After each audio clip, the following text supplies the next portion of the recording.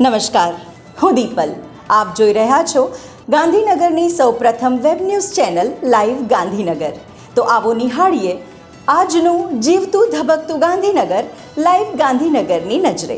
Gandhinagar sector 5માં રહેતા કેયુર દેસાઈ, હેતલ દેસાઈ અને દીકરી રાહી દેસાઈએ પોતાના નિવાસસ્થાને ભગવાન શ્રી ગજાનન ગણેશની સ્થાપના કરી હતી. આજે ભગવાન ગણેશ મૂર્તિનું વાગજે ગાજતે વિસર્જન કરવામાં આવ્યું.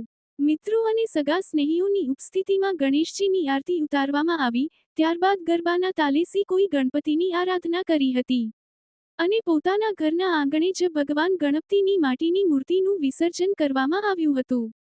ઉલ્લેખનીય છે કે આ પરિવાર છેલ્લા 7 વર્ષથી બાપ્પાની મૂર્તિનું ઘર આંગણે જ વિસર્જન કરે છે અને પર્યાવરણ જાળવણીમાં ફાળો આપી રહ્યા છે.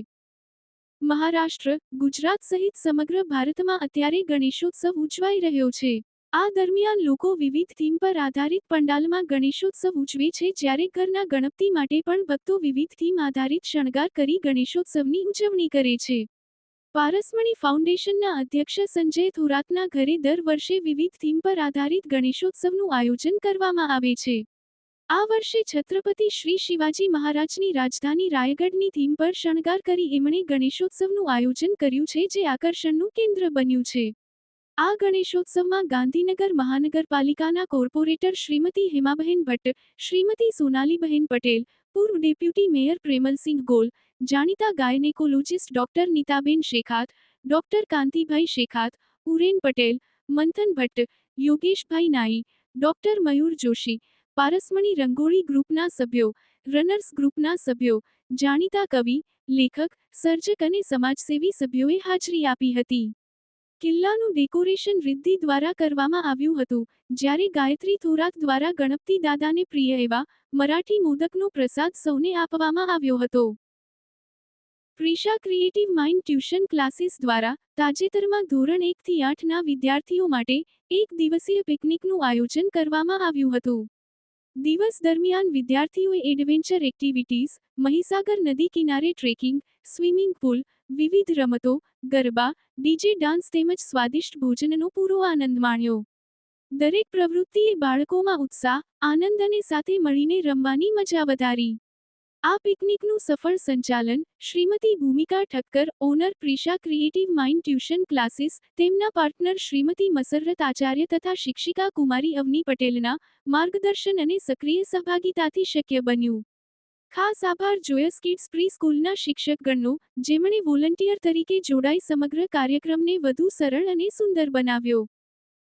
સર્વ વિદ્યાલય કેળવણી મંડળ દ્વારા સંચાલિત એસજી ઇંગ્લિશ મીડિયમ પ્રાથમિક શાળાના વિદ્યાર્થીઓના વાલીઓમાં રહેલા વિશિષ્ટ કૌશલ્ય અને વૈવિધ્યપૂર્ણ જ્ઞાનથી વિદ્યાર્થીઓને નવીન શીખવા મળે એ હેતુથી પેરેન્ટ્સ ટોક પ્રવૃત્તિનું આયોજન કરવામાં આવ્યું હતું, જેમાં ધોરણ 1 થી 8માં અભ્યાસ કરતા વિદ્યાર્થીઓના વાલીઓએ વિવિધ વિષયો ઉપર પોતાના વક્તવ્ય દ્વારા વિદ્યાર્થીઓને માહિતગાર કર્યા હતા, જેમાં વિદ્યાર્થીઓ ઉત્સાહપૂર્વક જોડાયા હતા. રશિયા ખાતે યોજાનાર વિશ્વ યુવા મહોત્સવ 2025માં ગુજરાતની દીકરી અંજલિ પટેલની પસંદગી.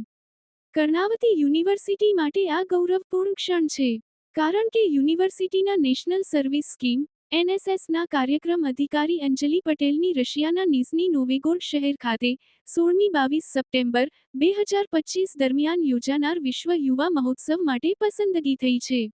આ વિશ્વ યુવા મહોત્સવમાં સમગ્ર વિશ્વમાંથી વિવિધ ક્ષેત્રોના 1000 યુવાનો ભાગ લેશે. 160થી વધુ દેશોના યુવાનોને એક મંચ પર લાવતા આ મહોત્સવમાં અંજલિ ભારતનું પ્રતિનિધિત્વ કરશે, જે કર્ણાવતી યુનિવર્સિટી અને સમગ્ર ગુજરાત માટે ગૌરવની વાત છે. અંજલિ પટેલે પોતાના કોલેજકાળથી જ NSS સાથે જોડાઈને સમાજસેવાના અનેક પ્રોજેક્ટોમાં સક્રિય યોગદાન આપ્યું છે. અગાઉ, કડી સર્વ વિશ્વવિદ્યાલયના વિદ્યાર્થીની તરીકે અને NSS સ્વયંસેવક તરીકે તેમણે ચીનમાં યોજાયેલી યુવા શિબિરમાં ભાગ લીધો હતો, જ્યાં તેમણે યુનિવર્સિટી અને રાજ્યનું પ્રતિનિધિત્વ કર્યું હતું. તેમને તેમના કોલેજકાળ દરમિયાન વર્ષ 2016થી 17ના રાષ્ટ્રીય સેવા યોજના પુરસ્કાર ભારત સરકારના NSS વિભાગ દ્વારા તેમને રાષ્ટ્રપતિ દ્વારા સન્માનિત કરવામાં આવ્યા હતા. પોતાના ગામ મગોડીમાં પણ તેમણે અનેક સેવાકીય કાર્યો કર્યા છે અને અનેક ગૌ તથા જરૂરિયાતમંદ લોકોને મદદ કરી છે. અંજલિની આ સિદ્ધિ ભારત સરકારના વિવિધ કાર્યક્રમો જેવા કે સ્કિલ ઇન્ડિયા, સ્ટાર્ટઅપ ઇન્ડિયા અને મહિલા સશક્તિકરણનું પ્રતિબિંબ છે, જે યુવાનોને, ખાસ કરીને દીકરીઓને, આગળ વધવા માટે પ્રેરણા આપે છે. વડાપ્રધાન શ્રી નરેન્દ્ર મોદીના નેતૃત્વમાં ભારત વિશ્વમાં યુવા શક્તિનું કેન્દ્ર બની રહ્યું છે અને અંજલિ પટેલ જેવી યુવા પ્રતિભાઓ આ પ્રગતિનું ઉદાહરણ પૂરું પાડી રહી છે. કર્ણાવતી યુનિવર્સિટીના પ્રેસિડેન્ટ શ્રી રીતેશ હાડા અને રજિસ્ટ્રાર ડોક્ટર તારિક અલી સૈયદે અંજલિની આ સિદ્ધિ બદલ અભિનંદન પાઠવતા આશા વ્યક્ત કરી હતી. આ મહોત્સવ પર્યાવરણની જાળવણી, માનવ સમાનતા અને વૈશ્વિક પ્રગતિ જેવા મહત્વપૂર્ણ વિષયો પર ચર્ચાનું મંચ પૂરું પાડશે. એનપીસી ઇન્ડિયાના માર્ગદર્શન હેઠળ ભારતના 35 યુવાનોનું પ્રતિનિધિમંડળ આ યુવા મંચ પર માત્ર ભાગ લેશે. સંસ્કૃતિ મહિલા પરિવાર દ્વારા ગણેશ ઉત્સવ નિમિત્તે વિવિધ ક્રિએટિવ તોરણ, હાર, લટકણ અને રંગોલી લાઇવ હરીફાઈ રંગમંચ સેક્ટર 22 ખાતે યોજા. આ પ્રોગ્રામમાં જ્યોતિ મહિલા મંડળના પ્રમુખ ડોક્ટર ચેતના બોચ, અગ્રણી મનીષાબેન ત્રિપાઠી, નિર્ણાયક તરીકે દર્શનાબેન જોશી અને ધારાબેન ગોહિલ ઉપસ્થિત રહી કાર્યક્રમને શોભાવ્યો હતો. પ્રમુખ પ્રતિભાબેન સર્વે મહેમાનોનું કંકુ તિલક અને ફૂલછડીથી સ્વાગત કર્યું હતું. આ પ્રોગ્રામમાં રંગોળીમાં 1 ભારતીબેન રાવલ, 2 રીટાબેન, 3 રાજુલબેન, 4 દેવીબેન શુકલ વિજેતા થયા હતા. હાર, તોરણ, લટકણમાં 1 હરિબાળાબેન ગોહિલ, 2 દિવ્યાબેન ઠાકર, 3 શાંતાબેન મજમુદાર, 4 પૂજા પટેલ વિજેતા થયા હતા. સમગ્ર કાર્યક્રમનું સંચાલન મહામંત્રી અલ્પાબેન ગોર અને શ્વેતા સોનીએ કર્યું હતું. દેવીબેન અને છાયાબેન, ઇન્દિરાબેન, જયશ્રીબેન, શાંતાબેન, કોકિલાબેન, પ્રફુલાબેન, ભાનુબેન વગેરે ભારે જહેમત ઉઠાવી કાર્યક્રમ સફળ બનાવ્યો હતો.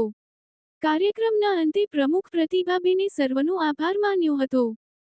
તો દર્શક મિત્રો, આપે અનુભવ્યો ગાંધીનગરનો ધબકાર. આપની આસપાસ બનતી આવી જ ઘટનાઓની જાણકારી અમારા સુધી પહોંચાડવા માટે સ્ક્રીન પર દર્શાવેલ નંબર પર વોટ્સએપ દ્વારા અથવા ઈમેલ આઈડી પર મેલ કરીને આપ અમારો સંપર્ક કરી શકો છો. ધન્યવાદ.